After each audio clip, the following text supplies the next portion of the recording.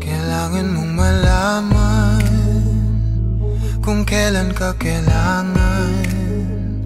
Parang di na naranasan, ikaw naman ang ipaglaban. Bakit ba laging isinasantabi ang iyong sarili para sa iba?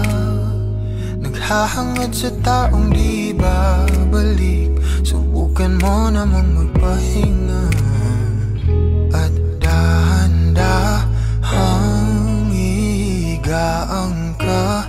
Tawan ng iyong malamang di ka nag-iisa.